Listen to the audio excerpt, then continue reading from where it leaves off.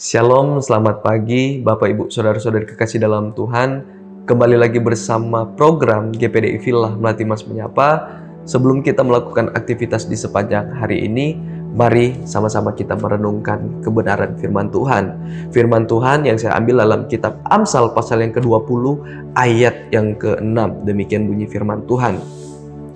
Banyak orang menyebut diri baik hati, tetapi orang yang setia, siapakah menemukannya? Puji nama Tuhan, Bapak Ibu Saudara-saudara kasih dalam Tuhan.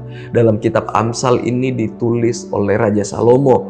Nah, Raja Salomo menulis di ayat yang ke-6 ini, tetapi orang yang setia, siapakah menemukannya? Dalam terjemahan lain, di situ firman Tuhan katakan, orang yang setia sukar untuk ditemukan.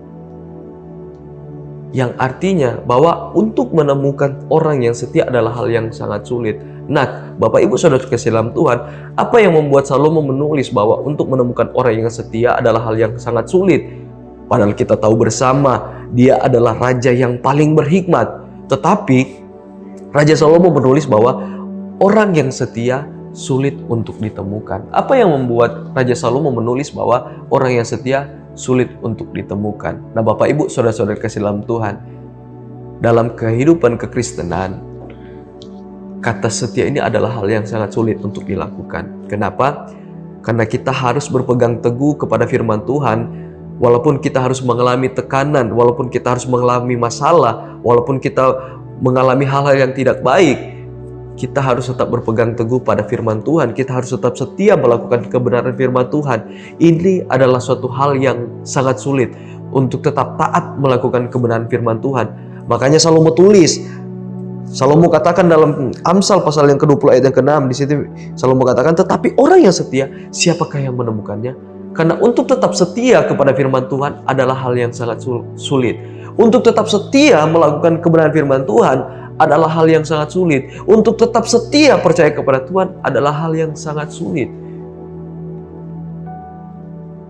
Karena kita tidak berubah, orang yang setia tidak berubah sampai pada akhirnya. Nah, Bapak Ibu Saudara-saudara kasih dalam Tuhan, apa yang membuat orang mulai mundur dalam suatu pelayanan?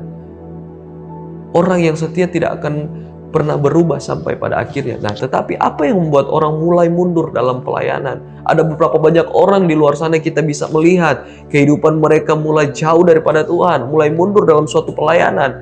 Nah, apa yang membuat mereka mulai mundur dalam pelayanan? Nah, Bapak Ibu Saudara-saudara kasih dalam Tuhan, dalam Yakobus pasal yang pertama ayat yang ke-8, firman Tuhan katakan, sebab orang yang mendua hati tidak akan tenang di dalam kehidupannya.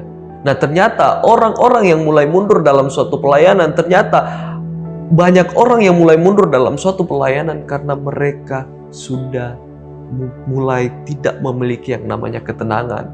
Raja Daud ketika dia melakukan suatu kesalahan, apa yang dia minta kepada Tuhan? Jangan ambil rohmu daripadaku.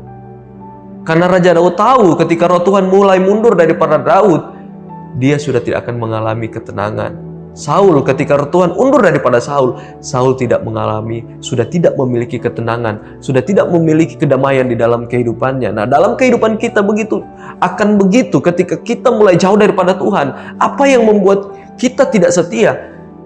Apa yang membuat orang-orang pada hari-hari ini mulai mundur dalam suatu pelayanan? Karena mereka mulai tidak memiliki ketenangan.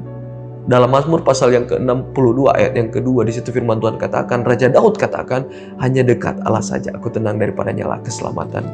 Ternyata orang-orang mulai mundur dalam suatu pelayanan sudah tidak setia karena mereka sudah tidak memiliki ketenangan. Nah, Bapak Ibu Saudara-saudara kasih dalam Tuhan, seringkali masalah di dalam kehidupan kita, seringkali tekanan-tekanan datang dalam kehidupan kita, bahkan tawaran-tawaran dunia datang dalam kehidupan kita, akan membuat kita mulai tidak setia.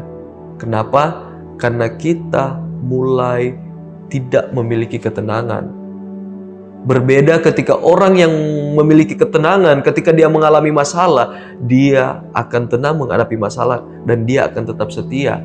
Karena apa? Karena dia memiliki suatu ketenangan. Nah, Bapak Ibu Saudara kasih dalam Tuhan, ketika kita mengalami suatu masalah, ketika kita mengalami berbagai-bagai pencobaan, yang kita perlukan di dalam kehidupan kita adalah apa? ketenangan, kedamaian untuk menghadapi masalah. Raja Daud ketika dia mengalami beribu-ribu masalah, yang dia minta adalah apa? Jangan undur daripadaku. Roh Tuhan jangan undur daripada Daud. Karena Daud tahu ketika roh Tuhan undur daripada Daud, dia tidak memiliki ketenangan. Nah, Bapak Ibu Saudara-saudara kasih dalam Tuhan, apa yang harus kita lakukan untuk kita tetap setia dalam firman Tuhan? Apa yang harus kita lakukan untuk kita tetap taat, untuk kita tetap setia dalam firman Tuhan? Sehingga yang Salomo katakan, tetapi orang yang setia siapakah menemukannya? Kita akan menjadi orang yang setia ketika kita taat melakukan kebenaran firman Tuhan. Dan apa yang harus kita lakukan agar kita bisa tetap setia melakukan kebenaran firman Tuhan? Rasul Paulus dalam 1 Tesalonika 5 ayat yang ke-17, Rasul Paulus katakan, tetaplah berdoa.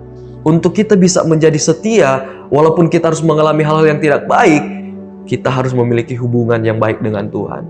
Untuk kita bisa mampu menghadapi setiap masalah dalam kehidupan kita, untuk kita bisa tetap setia dalam menghadapi setiap masalah dalam kehidupan kita, kuncinya bahwa kita harus tetap melakukan atau harus membangun hubungan yang baik dengan Tuhan. Puji nama Tuhan, kita berdoa. Kami bersyukur Tuhan buat kebaikan Tuhan. Kalau kami boleh bangun, kalau kami boleh merasakan hari yang baru ini, semua karena pertolongan Tuhan, semua karena anugerah Tuhan di dalam kehidupan kami. Terima kasih Tuhan, terima kasih Bapa yang baik. Kami mau menyerahkan dalam tangan-Mu setiap aktivitas kami di sepanjang hari ini Tuhan Yesus. Kami percaya Roh Kudus-Mu yang menuntun, memampukan kami Tuhan. Kami percaya berkat-berkat daripada Tuhan terus menjadi milik bagian kami. Terima kasih Tuhan, terima kasih Bapa yang baik. Kami mau melangkah bersama dengan Engkau di sepanjang hari ini Tuhan Yesus, di dalam nama Tuhan Yesus Kristus. Haleluya. Amin.